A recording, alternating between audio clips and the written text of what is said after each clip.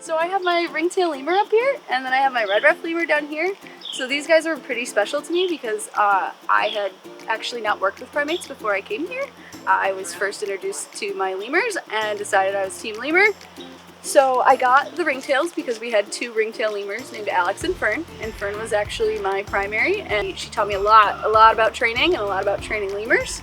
And then I have Red Ruff for our Red Ruff lemurs, Ginny and Sheamus. Two other very different cool personalities, between Ringtail and Red Ruff. And these were the first two that I actually worked with. It was a really pivotal time in my career, and I wanted them on me forever. About 90% of my tattoos are animals that I've worked with or had a personal experience with.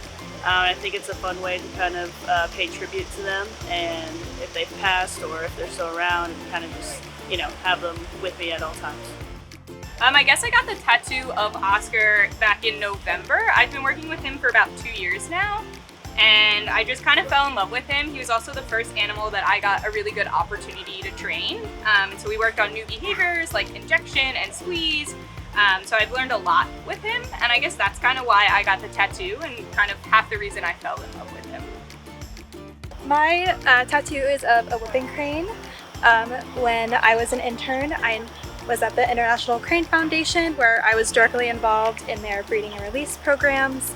To me, whooping cranes represent a really important conservation message and resiliency, and to a lot of cultures, they also represent peace and longevity. It really impacted me in my career as a keeper to be involved in such a cool conservation story. And even though I work with primates now, I will always have a piece of my heart for cranes.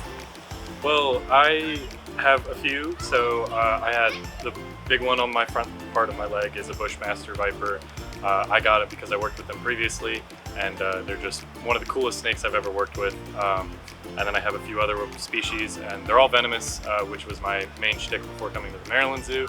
I think venomous snakes get a bad rep, and when I came into the zoo industry, my whole goal was to kind of advocate for them because, you know, they're scary, but they're also super important, and it's important for everyone to know that they're important for ecosystem, our medical industry, and so on and so forth. This tattoo means a lot to me. It is based off an individual who very much inspired my passion and dedication for chimpanzees, and also kind of taught me how dynamic and like us they can be.